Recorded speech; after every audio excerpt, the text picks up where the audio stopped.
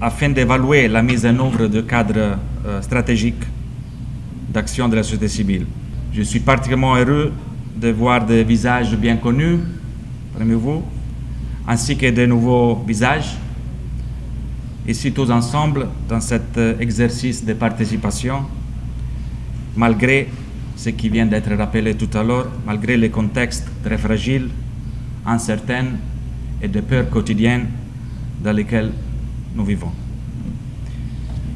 Votre participation à cet atelier d'échange, de mi-parcours sur la mise en œuvre du cadre stratégique d'action témoigne votre intérêt à vous impliquer encore davantage dans les processus décisionnels dans les pays et à contribuer à la transformation sociale et au développement durable en Haïti, et bien évidemment à la réussite de cette transition. L'initiative aujourd'hui, appuyée par le BINU, offre à vous tous et toutes une opportunité additionnelle de dialoguer, de discuter, d'échanger, d'analyser conjointement tous les obstacles, les défis, ainsi que les perspectives de cette transition dans une période unique et particulièrement difficile de l'histoire d'Haïti. Cet échange permettra également d'accompagner les actions du gouvernement de transition sur les différents axes d'intervention et de formuler également les autres recommandations pour une meilleure mise en œuvre du cadre stratégique. Officiellement présenté en août l'année dernière, 2024, ce cadre stratégique d'action s'appropriait les 5 axes d'action de la transition, tels que prévus dans les décrets qui avaient mis en place le Conseil présidentiel de la transition, à savoir la sécurité, l'aspect humanitaire, le redressement économique, la question des réformes institutionnelles et la conférence nationale, les élections. Il s'agit encore une fois d'une contribution fondamentale de la société civile en appui à la transition en cours. Ce document, il faudrait rappeler, avait été aussi présenté au sous-secrétaire général des Nations Unies pour l'Europe, l'Asie centrale et l'Amérique, M. Miroslav Jenča, lors de ses dernières visites en Haïti, et aussi à Mme Salvador, représentante spéciale du secrétaire général des Nations Unies en Haïti.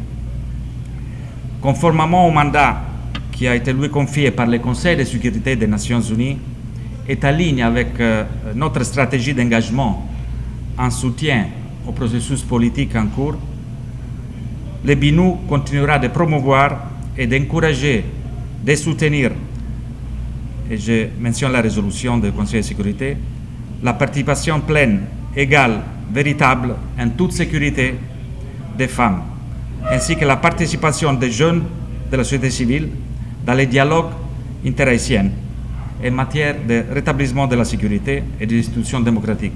Alors qu'Haïti fait face à une crise multidimensionnelle profonde, vous tous, vous toutes, jeunes et femmes, constituent une immense ressource en tant qu'acteurs de changement pour bâtir une société plus juste et équitable.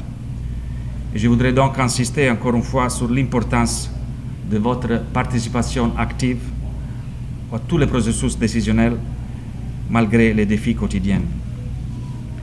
Avec votre potentiel et votre créativité, vous détenez un clé important dans la résolution de la crise haïtienne. Nous vous encourageons donc à continuer à vous engager dans la vie citoyenne et politique de votre pays, car il n'y aura pas de véritable avenir sans la participation active des jeunes et des femmes dans les sphères de décision publique. Ne vous laissez pas décourager, continuez à croire dans votre extraordinaire résilience, continuez à vous impliquer dans la vie politique et publique du pays. En juin dernier, nombreuses étaient ceux et celles qui, lors du Forum national de la société civile, se sont dépensés pour proposer des actions concrètes pouvant favoriser la réussite de la transition. Le cadre stratégique d'action de la société civile sensible aux femmes et aux jeunes a été ainsi produit.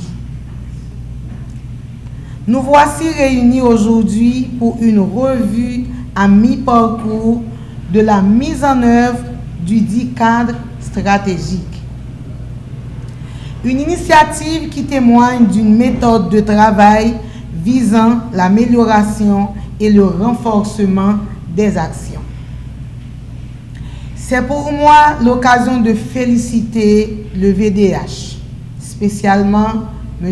Arnaud Descartes, et toutes les organisations de la société civile qui demeurent engagées dans le soutien à la transition, à cette transition difficile. Et comme l'avait si bien dit Monsieur le chef adjoint au chargé politique du BINU, je vois là beaucoup de visages connus et je leur félicite pour leur présence aujourd'hui. Je saisis l'occasion pour exprimer l'appui du gouvernement et de la ministre que je suis à la cause de la participation des femmes et des jeunes dans le processus politique. Plus précisément, je veux exprimer toute mon admiration pour vous, participantes et participants.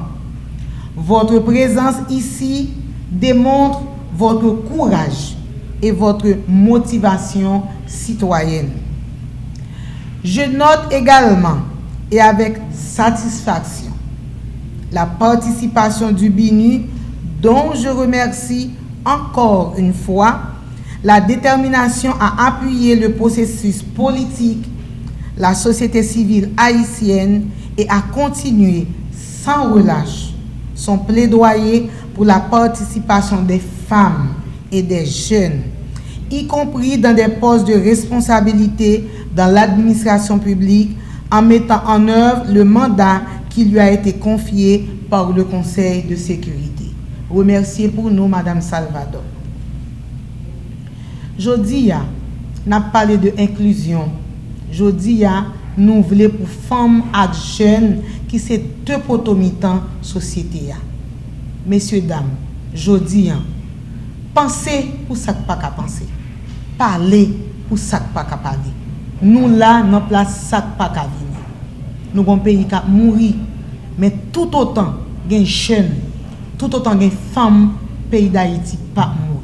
Alors, messieurs, dames, nous comptez sur nous, bravo, pas lâcher, nous pas pour contre nous, parce que petit bout de paix ça nous là dans le c'est pour un petit bout de tête petit. Qu'on est que nous ne sommes pas que gros femmes et nous ne sommes pas que gros bout de tonton, garçons, même les nous jeunes. Pour terminer, je veux rappeler que le cadre stratégique d'action demeure un outil important pour préserver l'engagement de la société civile dans l'accompagnement de cette transition. Assurer son suivi-évaluation est un exercice crucial dont le résultat sera reçu avec enthousiasme par le gouvernement dont je fais partie. Merci de votre participation et merci surtout de votre présence, de votre collaboration et bon travail pendant cette journée. Je vous remercie.